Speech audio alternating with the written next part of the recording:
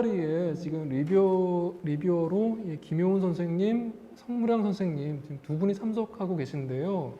혹시 이제 저희 이야기 들으면서 좀 배수연 시인에게 아마 좀 묻고 싶은 질문들이 있을 것 같습니다.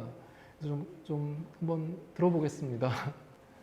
제가 이제 궁금했던 점은 선생님이 어쨌거나 이제 시인으로서의 정체성을 갖고 계시잖아요. 또 작가시니까 그런 이제 이웃이라든지 골목이라든지 그런 뭐 동네 뭐 주민들이라든지 가게의 뭐 사장님들이라든지 이런 분들하고 이렇게 교류하시면서 그런 만남들이 시를 쓰실 때 작품 활동을 하실 때도 영향을 주는지 이런 것들이 궁금했고요. 또 이제 그 시 선생님 조이와의 키스 읽어보니까 지붕 수집가라는 작품이 있더라고요. 그래서 그런 이제 그 시가 좀 재밌었어요. 가면서 이렇게 보는 지붕을 보면서 수집한다는 게 굉장히 좀 인상 깊었거든요. 그런 아이디어 자체가. 그래서 이렇게 골목 정원이라든지 멋대로 의자도 수집가적인 그런 느낌으로 이렇게 시의 소재로도 충분히 가지고 올 수 있겠다, 캐릭터로 가지고 올 수 있겠다라는 생각이 들었어요. 그리고 이제 또 궁금한 게 또 하나가 더 있는데, 그 선생님이 이제 여기다가 글의 중간에다 선생님 스스로 질문을 던지셨더라고요. 새로운 방식의 마을 공동체, 새로운 방식의 이웃 관계가 필요하지 않겠느냐 이렇게 질문을 던지셨는데, 그렇다면 이제 선생님이 기존에 가지고 계신 생각 외에 그럼 앞으로 이제 코로나 이후의 시대를 살고 있잖아요. 포스트 코로나 시대에 새로운 이웃, 새로운 마을 공동체 뭐 생각하시는 그런 대안이나 아이디어나 이런 것들이 있으신지 묻고 싶습니다. 일단 첫 번째 질문, 그 이웃들과의 관계나 이웃이 시에 들어온 적은, 딱 사람이 들어온 적은 없었지만 정말 딱 짚어주신 것처럼 그 지붕수집가라는 시는 공덕동에 그 공덕 1구역이라고 지금 하는 그곳에 그 그리스 정교회가 있어요. 그래서 저희는 그 부동산과 저희 동네 사람들은 대머리 교회라고 부르거든요. 그게 이제 그 돔. 지금도 네네, 지금도 있어요. 그리스 정교회 거기가 그 지붕을 보고 쓴 거예요. 네. 그래서 건축물에서 지붕이라는 그 요소를 흥미로워했는데, 네, 실제 저희 사실 아파트는 지붕이 없잖아요. 이제 기능적으로는 이제 지붕이 없는 것이 효율성이 높기 때문에. 네, 그 지붕이라는 게 어떤 건물의 정체성처럼 저한테, 물론 이제 파사드를 많이 얘기하지만 지붕이 저한테는 흥미로웠고, 그게 실제 공덕동에 있는 교회였어요. 네. 그리고 네, 새로운 공동체라는 게 이제 제가 어떤 명징한 답을 갖고 있지는 않지만, 물론 저는 일단은 돌봄에 대한 그 이제 이슈 많이 아직 해결이 안 되고 있지만, 제가 바로 사는 골목 30m에 있는 그 즉석 떡볶이 집이 있었는데 술을 같이 파는 떡볶이 집이었어요. 떡볶이 집에서 술을요? 네네, 약간 안주식 같은 거죠. 요리하는 그런 이제 요리 떡볶이 뭐 그런 곳이었는데, 거기 집 부부가 지금은 이제 거기가 바뀌었어요. 부동산으로 아무튼 네, 바뀌었는데, 거기에 그 부부의 아이가 정말 밤 새벽까지 거기에 있는 거예요. 그래서 보면 이제 부부는 바쁘고 그 아이가 이제 영상을 보거나 거기에 이제 의자를 해가지고 자고 있어요, 매일. 네. 그러면 저랑 이제 제 남편이 지나갈 때 제일 우리가 2시간만 놀아준다고 하면 저분들이 우리 못 믿겠지? 이런 말을 하곤 했는데, 그때 제가 특별히 아이를 좋아하진 않지만 너무 그게 좀 마음이 아팠어요. 그래서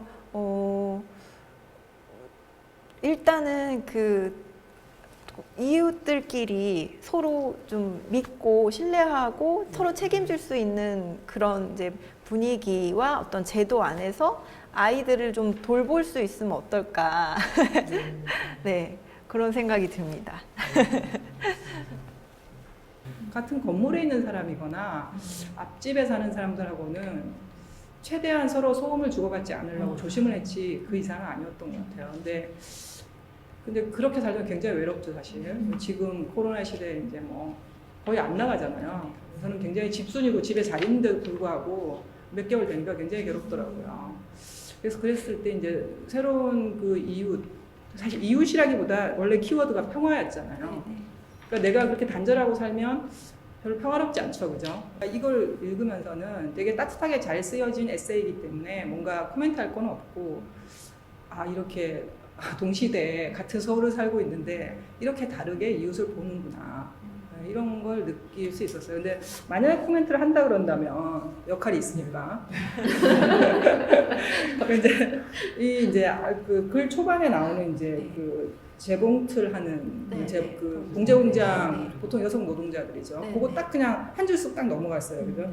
주말이고 평일이고 밤이고 낮이고 희고 푸른 청광등을 켜고 재봉틀을 돌린다. 이런 사람들 굉장히 궁금하더라고요. 그 사람들은 물론 너무 장시간 노동이기 때문에 그 멋대로 의자에 앉아 있을 수도 없고 그렇지만 출퇴근할 때 잠깐 볼 수 있지 않을까요? 예를 들면 그거하고 마지막 쪽에 가면은 그래도 사실은 보면 평화는 귀찮고 용기가 필요한 일이고 오래 걸리는 일이고 복잡하다라고 사실은 우리가 보는 그 시각이 있단 말이에요. 근데 그런 거는 아주 단순하게 한 줄로 해버리고 그 외에 이렇게 되게 디테일한 건 되게 따뜻한 것만 채웠는데 그 초능력을 발휘하여 그렇게 하신 건지 그러면 그 부분을 좀 더 확대하실 부분 계획은 있으신가요? 그래서 그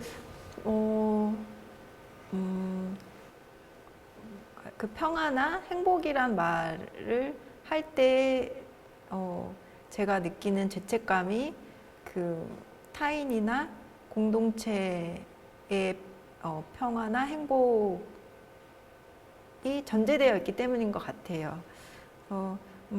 공덕동 애호개가 사실은 슬픔이 많은 동네고 그 애기 무덤이어서 애호개라고 제가 들었거든요. 그리고 건너편 염리동도 거기가 굉장히 이제 가파른 지금 마레프가 있는 그 언덕이 그 소금 장수들이 소금을 지고 그 언덕을 올려 다녀서 염리동이에요. 네. 그래서 그 공덕동에 있는 그 이제 그 봉제 공장들 예전에 우리가 항상 공순이 하면 떠올렸던 그 재봉틀 앞에 신발을 하고 옷을 했던 그 장면들을 사실 레이어 해볼 수 있는 공간이기도 하죠. 그리고 좀 무책임한 어떤 이제 이웃과의 어떤 관계를 제가 막 너무 따뜻하게 그리는 게 무책임한 것이 아닌가라는 것도 사실 생각이 들기도 하고, 하지만 제가 발견한 것은 평화는 말씀하신 것처럼 내가 방 깨끗이 청소하고 지금 주변은 조용하고 내가 좋아하는 음악을 틀어놓고 카페라떼 내가 딱 적정한 온도로 했을 때 얻을 수 있는 것에서 사실은 그게 너무나 사실은 두려움이 많은 상태의 평화일 수 있는 거죠. 이게 깨지면 평화가 없어지는 거니까요. 근데 평화라는 것이 언제나 뒤섞일 수 있는 상태에서 용기를 내는 순간이 사실은 평화일 수 있는, 귀찮고 욕보일 수 있는 일이라는 걸, 그래서 어떤 상태가 아니라 행위라는 거, 평화롭기 위해서 내가 어쩌면 좀 더 꼭 타인에게만이 아니라도 나 혼자만의 어떤 성장이나 또 뭐라도 해야 되는 평화가 사실은 수행적인 것이고, 고립된 것이 아니다. 평화가 더 견고해질 거란 생각도 드네요. 또 네. 내면의 평화이건 이웃과의 어떤 관계에서 오는 평화이건 조금씩 더 견고해져 갈 거다라는 생각도 듭니다. 배수연 시인의 얘기를 이제 이렇게 듣다 보니까 저는 이제 제가 살고 있는 이 서울이라는 도시에 대해서 다시 생각해 보게 됐는데 아마 여기 계신 다른 분들도 좀 비슷할 것 같습니다. 저한테 이 서울이라는 도시는 그냥 숙제 같았어요, 숙제. 저는 이제 여행을 좋아해서 전 세계 여러 나라의 도시들을 다니는데 이렇게 낯선 도시 갈 때마다 제가 종종 하는 제 취미 활동이 뭐냐면 집 보러 가는 거예요. 집 보러 가서 이 집은 얼마이고 뭐 집 형태는 어떻고 하면서 집 보러 다니는 게 제 여행의 한 가지 즐거움이기도 한데, 그러니까 저한테는 이 서울이라는 도시가 내가 꼭 살아야 하는 곳은 아닌 거죠. 그렇다고 뭐 제가 최근에 뭐 집 보러 다녔던 뭐 런던이나 뭐 말레이시아의 조호바루나 심지어 뭐 세르비아의 베오그라드 같은 도시에 꼭 살아야 할 이유가 또 있는 건 또 아니거든요. 그래서 종종 어느 도시에 살아야 할 이유에 대해 고민하는데, 근데 뭐 아직까지 저는 서울에 살고 있고 서울은 제가 사는 도시이고 앞으로도 아마 살아갈 가능성이 많은 도시인데, 하지만 또 너무 많은 사람들이 모여 살기 때문에 그것만으로 굉장히 힘들 수 있는 도시인 거예요, 저한테. 그래서 제가 이 서울이라는 도시에서 주변 사람들과 어떻게 관계를 맺고 살아가야 하는지 늘 고민하게 되는데, 오늘 배수연 시인의 얘기를 들으면서 뭐랄까 좀 더 나를 좀 사람들에게 열어 보이면서 어떤 관계의 어떤 작은 단초들을 좀 만들 수 있는 그런 단서를 좀 본 것 같습니다. 그러니까 우리가 오늘 들은 이야기는 굉장히 비현실적으로 느껴지는 어떤 따뜻한 서울, 어쩌면 잊혀진 과거의 서울 같은 모습이었는데, 그런 서울이 여전히 서울 어딘가에는 존재하는 것 같습니다. 오늘 말씀 잘 들었고요. 반가웠습니다. 오늘 함께 해주신 성무량 김효은 선생님 와주셔서 감사하고요. 또 다음에 다른 작품으로 만나뵐 수 있기를 기대하겠습니다. 네, 반가웠습니다. 감사합니다. 네. 네. 와주셔서 감사합니다. 감사합니다.